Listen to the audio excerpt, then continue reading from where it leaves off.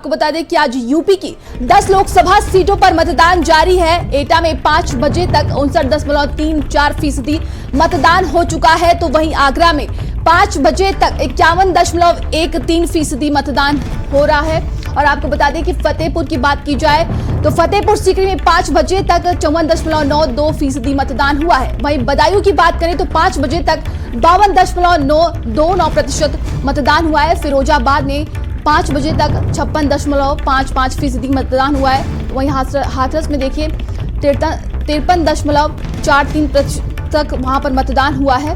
तो एटा में 5 बजे तक 59.34% मतदान हुआ है। आगरा की बात की जाए तो 5 बजे तक 51.13% मतदान हुआ है। फतेहपुर सीकरी में 5 बजे तक 54.92% मतदान हुआ है। तो लगातार भारत समाचार आपको पल पल की अपडेट दे रहा है। देखिए आज यूपी की बात की जाए तो 10 लोकसभा सीटों पर सुबह 7 बजे से मतदान प्रक्रिया जारी है और 5 बजे तक हम बता रहे हैं कि कहां कितने प्रतिशत तक मतदान अभी हुआ है। तो तीसरे चरण में देखिए कहां कहां पर चुनाव बहिष्कार किया गया है। आपको बता दें कि ये तस्वीरें आप देखिए अलग अलग स्थानों से जहां पर जनता ने अपनी नाराजगी दिखाई है, जनता में आक्रोश देखने को मिला और उन्होंने चुनाव बहिष्कार का ऐलान कर दिया। ये अलग अलग तस्वीरें हम आपको दिखा रहे हैं। बदायूं से, बरेली से, हाथरस से, फतेहपुर सीकरी की ये तस्वीर आप देख रहे हैं। फिरोजाबाद की तस्वीर आप देख रहे हैं। देखिए आज यूपी की बात की जाए तो 10 लोकसभा सीटों पर मतदान हुआ है और यहां पर जनता की नाराजगी भी देखने को मिली है। ये अलग अलग तस्वीरें हम आपको दिखा रहे हैं जहां पर चुनाव बहिष्कार का ऐलान किया गया।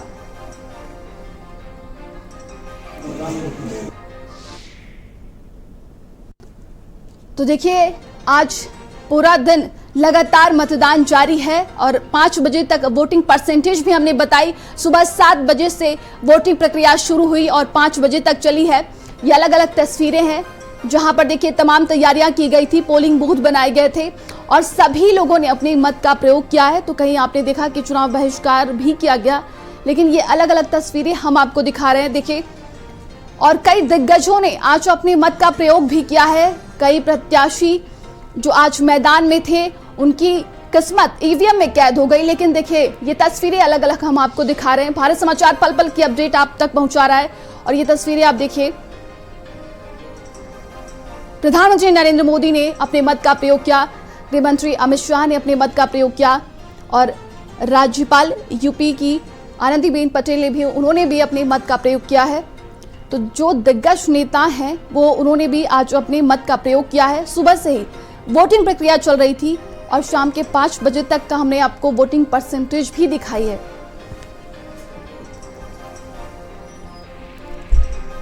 तो देखिए यूपी की बात की जाए तो 10 लोकसभा सीटों पर आज मतदान हुआ है। बात करें तो 10 लोकसभा सीटों की अगर तो 8 पर बीजेपी ने अपना कब्जा जमा लिया था, 2 पर समाजवादी पार्टी की जीत हासिल हुई थी अगर 2019 लोकसभा चुनाव की बात की जाए तो। और आज देखिए कई प्रत्याशियों की किस्मत ईवीएम में कैद हो चुकी है। 4 जून को नतीजे सामने आएंगे तो पता चलेगा कि किसने कहां से बाजी मारी है। लेकिन ये अलग अलग हम आपको तस्वीरें लगातार दिखा रहे हैं जहां पर जनता सुबह से ही लगातार अपने मत का प्रयोग कर रही थी।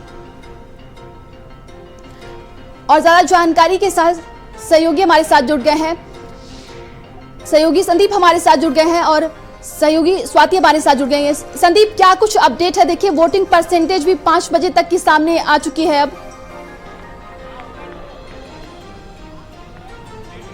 अब देखिए बिल्कुल साफ तौर पर सभी को पता है कि लोकतंत्र का महापर्व था। तो देखिए 10 लोकसभा सीटों के लिए आज मतदान हुआ जिसमें योगी सरकार के 2 मंत्रियों की प्रतिष्ठा दांव पर लगी थी, वहीं पर समाजवादी पार्टी के 3 नेताओं की, यानी अगर बात करी जाए धर्मेंद्र यादव, आदित्य यादव और उन्हीं के साथ साथ डिंपल की जो मैनपुरी से प्रत्याशी थी। तो अब तो फिलहाल देखिए 6 बज चुका है, मतदान का समय समाप्त हो चुका है, सभी जो बूथ स्थल हैं वहां के दरवाजे बंद हो चुके हैं और सबसे ज्यादा जो मतदान देखिए हुआ है वो संभल में हुआ है लगभग 61%, उसके बाद एटा में और उसके बाद तीसरे नंबर पर रहा है फिरोजाबाद। जो 5 बजे तक की जो एक अनुमानित जो प्रतिशत है वो है 56.27%। सामने आप देखिए कि जो यहाँ पे ईवीएम मशीनें हैं उनको सील करने का जो काम है वो अब चल रहा है। जो रजिस्टर है, जो तमाम कागजात हैं, उनको अब पूरा किया जा रहा है, क्योंकि सभी मतदाता अपने मत के अधिकार का प्रयोग कर चुके हैं। और आज का दिन देखिए बेहद ही खास रहा। वो चाहे यहाँ पर जो भी जिनकी ड्यूटी यहाँ पर लगाई गई,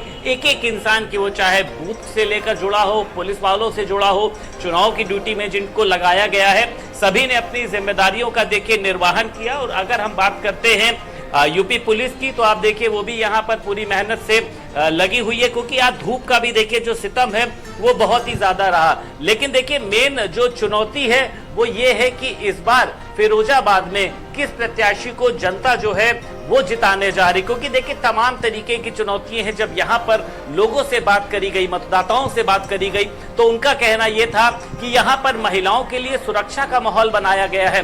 पहले के समय में महिलाओं के साथ किस तरीके की अभद्रता की जाती थी, लेकिन अब महिलाएं अपने आप को सुरक्षित महसूस करती हैं।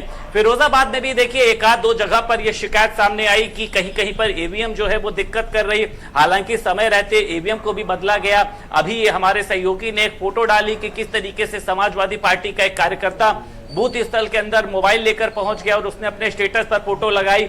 बाहरी जगहों की अभी अगर बात करते हैं, बदायूं की बात करें, तो कई जगहों पर ये शिकायतें आई। शिकायतों को दूर भी किया गया और कई जगहों पर देखिए ये कहा जा सकता है कि झगड़े तक की स्थिति आई। कहीं पर पुलिस वालों ने भी देखिए किस तरीके से बीएलओ से पर्चियों को छीनने का काम किया। तो बड़ा दिन था देखिए, आज तमाम तरीके की चुनौतियां थी। लेकिन हाँ, अगर हम फिरोजाबाद की बात करते हैं तो अक्षय यादव और उसी के साथ साथ ठाकुर विश्वदीप सिंह, दोनों के बीच में एक देखिए कड़ी चुनौती है। ठाकुर विश्वदीप जो है वो अति उत्साह, उनका कहना यह है कि अक्षय यादव तो एक छोटा सा मासूम बच्चा है, वो क्या चुनाव लड़ेगा। लेकिन अक्षय यादव देखिए जिस तरीके से स्वाति लगातार हमारे साथ बनी हुई है। स्वाति, देखिए जनता का मूड क्या दिखा? प्रत्याशी को देखकर वोट किया गया या फिर मुद्दे को देखकर वोट किया गया है? क्या मूड दिखा है?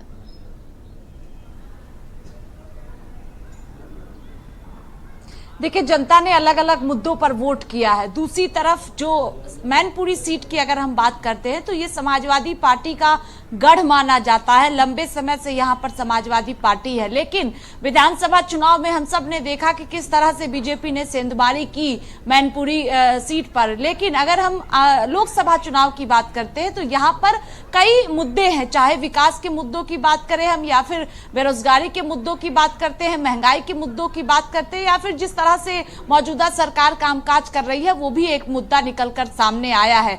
वोटिंग प्रतिशत की अगर हम बात करें तो 56% के आसपास जो है वो शाम 5 बजे तक वोटिंग मैनपुरी सीट पर हुई है। अभी 6 बजे तक जब आंकड़ा सामने आएगा तो वो 60% को पार कर सकता है। लेकिन इसकी वजह कहीं ना कहीं एक गर्मी जिस तरह से उत्तर प्रदेश में है, उमस जिस तरह से है, और इसी वजह से जब दोपहर का वक्त वोटिंग परसेंटेज है उसमें कहीं ना कहीं कमी देखने को मिलती है। और शाम के वक्त यानी 4-5 बजे के बाद एक बार फिर से लोग जो है वो बूथों पर पहुंच रहे हैं और सुबह के वक्त मतदान तेजी के साथ हो रहा है। फिर बीच में कहीं ना कहीं लोग अपने घरों से नहीं निकल रहे क्योंकि लू जैसी स्थिति उत्तर प्रदेश में है, और यही वजह है कि वोटिंग प्रतिशत भी कम देखने को मिल रही है। और कहीं ये भी समझा जा रहा है कि कहीं ना कहीं नाराजगी भी होती है, ये भी एक वजह मानी जा रही है जिसकी वजह से वोटिंग परसेंटेज कम देखने को मिल रहा है। दूसरी तरफ अगर हम पार्टियों की बात करते हैं तो एक तरफ समाजवादी पार्टी से डिंपल यादव यहाँ पर प्रत्याशी है जो मौजूदा सांसद भी है, दूसरी तरफ उत्तर प्रदेश सरकार में मंत्री हैं जयवीर सिंह जो प्रत्याशी हैं। दिन भर ये दोनों प्रत्याशी अलग अलग बूथों पर पहुंचे, वहां पर किस तरह से मतदान हो रहा है इसका जायजा लिया। लेकिन मैनपुरी सीट की बात करें तो सुबह से लेकर शाम 6 बजे तक शांतिपूर्वक तरीके से मतदान हुआ है। लेकिन समाजवादी पार्टी ने कुछ बूथों पर आरोप ये लगाया कि ठीक से वोटिंग नहीं हो रही है, कहीं पर जो है वो समस्याएं भी है, लोगों को मतदान नहीं करने दिया जा रहा है। ये आरोप सपा की तरफ से स्वाति, हम आपके पास आएंगे। आगरा से संवाददाता शोभित हमारे साथ जुड़ गए। शोभित, जनता का क्या कुछ रुझान रहा है, और अगर आगरा की बात की जाए तो 5 बजे तक क्या कुछ वोटिंग परसेंटेज रहा है वहां पर? देखिए स्वाति, 2 लोकसभा आती है आगरा में, आगरा लोकसभा और फतेहपुर सीकरी लोकसभा। आगरा लोकसभा की हम बात कर लेते हैं। यहाँ पर 5 बजे तक जो प्रतिशत था वो 51% के ऊपर था, यानी कि जब 6 बजेगा तो वो आंकड़ा और बजेगा, जो 6 बज चुका है तो फाइनल उसमें एक रिजल्ट आएगा कि इतने परसेंट पोलिंग हो चुकी है। वहीं फतेहपुर सीकरी में 54% से अधिक पोल हो चुका था शाम 5 बजे तक। अभी 6 बजे का आंकड़ा नहीं आया है, हम इस समय पोलिंग बूथ पर ही खड़े हैं और ये देखिए यहाँ पे गेट बंद कर दिए गए हैं, यानी कि अब जो लोग अंदर हैं पोलिंग बूथ के अंदर सिर्फ वही लोग वोट कास्ट करेंगे। अब किसी का भी अंदर प्रवेश नहीं होगा। ये सुरक्षा का घेरा अंदर लगा हुआ है, पुलिस बैठी है, पैरामिलिट्री बैठी हुई है, यानी अब किसी मतदाता का प्रवेश अंदर नहीं होगा। जो लोग अंदर पहुंच चुके हैं सिर्फ वही लोग वोट कास्ट करेंगे स्वाति। और यहाँ पर कई सारे मुद्दे देखे गए चुनाव में, विविध रंग कहते हैं ना, कलर्स ऑफ इलेक्शंस, बहुत सारे यहाँ पे रंग देखे गए चुनाव में। अगर आगरा की बात की जाए, यहाँ पे फाइट सीधे बसपा और भाजपा में है, यानी कि पूजा अमरोही बसपा से और भाजपा से केंद्रीय राज्य मंत्री है एसपी सिंह बघेल, इन दो लोग में सीधी फाइट है। फतेहपुर सीकरी में चुनाव कुछ भी हो सकता है, क्योंकि वहां पर भाजपा से सांसद राजकुमार चाहर और गठबंधन के प्रत्याशी अहमद सिकरवार, इन दोनों में कड़ी टक्कर है। वहां पे कुछ भी कह पाना काफी मुश्किल होगा, लेकिन आगरा शहर में भाजपा लीड करती नजर आ रही है।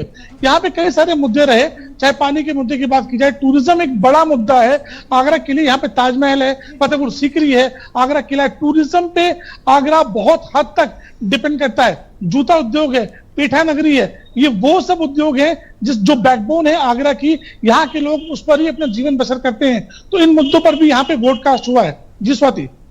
जी बिल्कुल, संदीप लगातार हमारे साथ बने हो। संदीप, देखिए जनता का वो भी नजारा देखने को मिला जहां आक्रोश दिखाई दिया, चुनाव बहिष्कार की भी तस्वीरें सामने आई।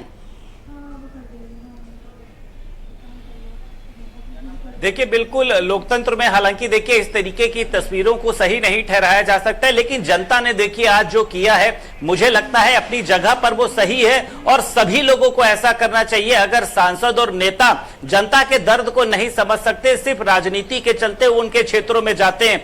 आज आपने देखा, सबसे पहले आपने भी देखिए जिक्र किया इस बात का कि आज कहां कहां पर चुनाव का बहिष्कार किया गया और तमाम सैकड़ों की मात्रा में देखिए लोगों ने चुनाव का बहिष्कार किया। और इसका देखिए सीधा जो नुकसान है वो सांसद की इमेज पर पहुंचता है, उस पार्टी की इमेज पर पहुंचता है, क्योंकि हजारों वोटर्स होंगे, हजारों वोटर, वो चाहे भाजपा को वोट करते, चाहे सपा को करते, बसपा को करते, कांग्रेस को करते।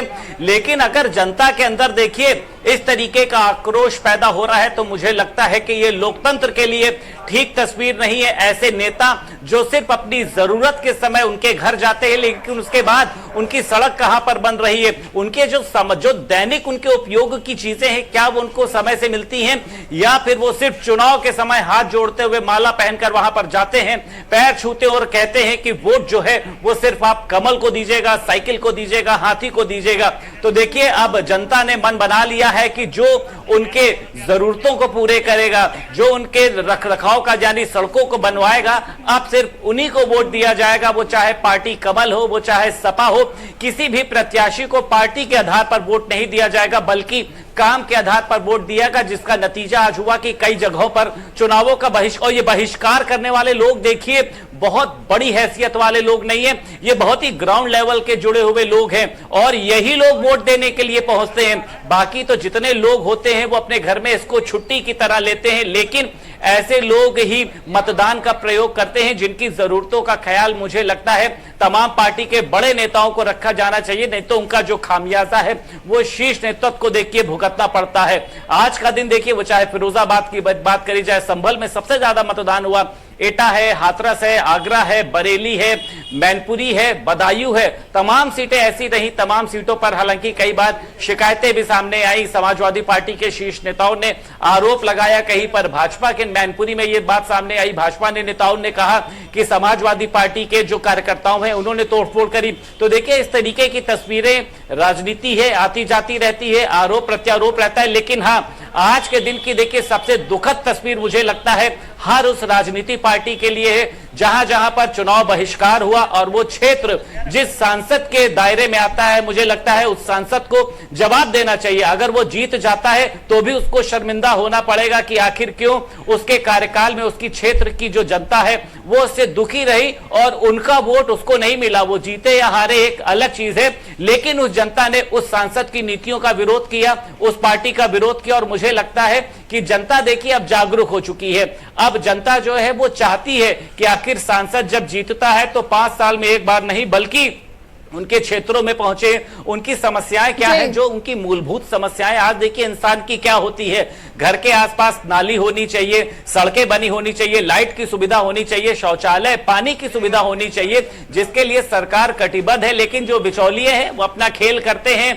नेता बनने के बाद जनता क्या होती है उनको पता नहीं होता है। तो मुझे लगता है आज जिस तरीके से चुनाव का बहिष्कार हुआ है, चुनावी मामले में देखिए वो गलत है, लेकिन जनता ने जिस तरीके से किया है अपने भावों को दिखाते हुए, वो एकदम सही है। जी बिल्कुल संदीप, वो बिल्कुल ही सही है। और देखिए संवाददाता जितेंद्र हमारे साथ जुड़ गए।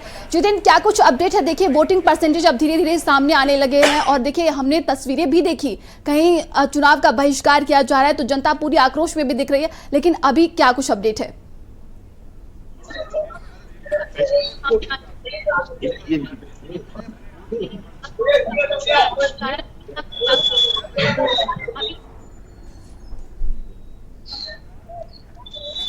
श्री, मेरी आवाज आप तक पहुंच रही है क्या? सहयोगी स्वाति लगातार हमारे साथ बनी हुई। स्वाति, देखिए अगर मुद्दों की बात करते हैं तो जनता का जो मुद्दे थे उसको लेकर जो चुनाव बहिष्कार किया गया, संदीप ने जिस तरीके से बताया, मुद्दे अगर तीसरे फेज की बात की जाए तो अगर पार्टियों की बात करते हैं तो वो अलग अलग तरीके के मुद्दे सामने आए, जैसे कि मंगलसूत्र हो गया, संपत्ति को लेकर, ये तमाम ऐसे मुद्दे उठे तीसरे फेज में। क्या लगता है, क्या कुछ समीकरण कह रहा है अगर यूपी की बात की जाए तो?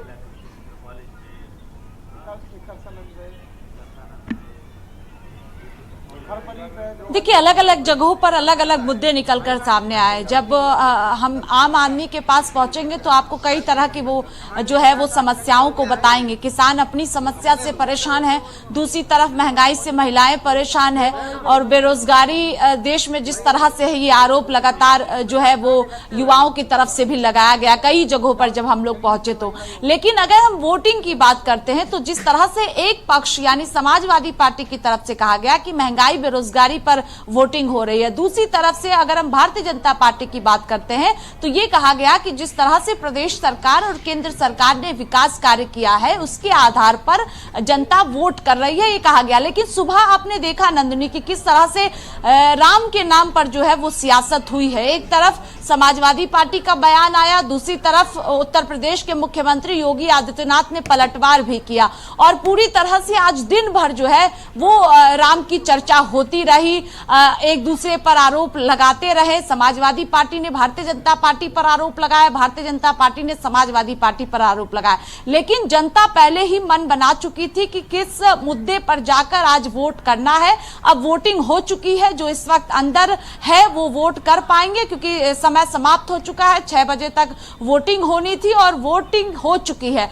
अब वोटिंग परसेंटेज क्या रहेगा ये थोड़ी देर बाद अलग अलग जगहों से तस्वीर साफ हो पाएगी। लेकिन इन 10 सीटों की अगर हम बात करें तो 2 सीटें समाजवादी पार्टी के पास फिलहाल है, मैनपुरी सीट और संभल सीट। समाजवादी पार्टी चाहती है कि इन 2 सीटों पर तो जीत हो, लेकिन इसके अलावा जो अलग अलग सीटें हैं, चाहे हम फिरोजाबाद की बात करें, 2014 में जब मोदी लहर देश में थी उस वक्त फिरोजाबाद सीट समाजवादी पार्टी ने जीती थी, लेकिन 2019 में हार मिली थी। अब समाजवादी पार्टी चाहती है कि फिरोजाबाद सीट हो, बदायूं सीट हो या फिर इसके साथ ही जो अलग अलग सीटों पर आज मतदान हुए हैं उन सीटों पर भी जीत हासिल हो। दूसरी तरफ बीजेपी का लक्ष्य यह है कि मैनपुरी सीट पर जीत हो, इसके साथ ही संभल सीट पर जीत हो। जो बाकी सीटें बीजेपी के पास है वो रहे, लेकिन जो सीटें समाजवादी पार्टी के पास है वो भी सीट बीजेपी जीते, ये बीजेपी का लक्ष्य है। अब कितनी सफलता भारतीय जनता पार्टी को मिलती है ये 4 जून को साफ होगा। लेकिन समाजवादी पार्टी ने आज ये आरोप लगाया, अखिलेश यादव ने प्रेस कॉन्फ्रेंस भी किया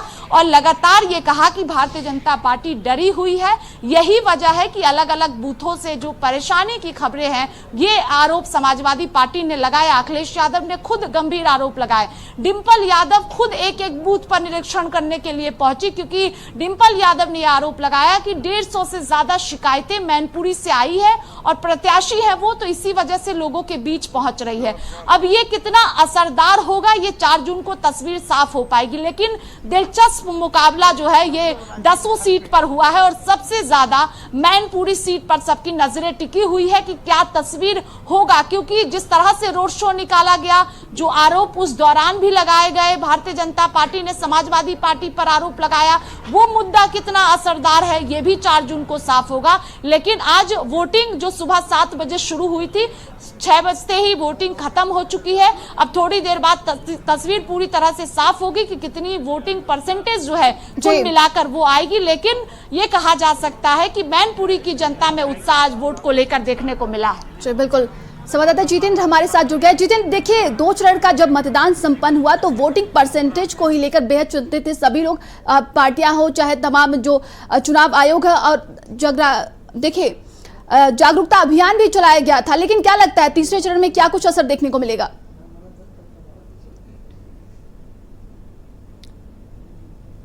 संवाददाता दीपक हमारे साथ लगातार बने हुए हैं। दीपक,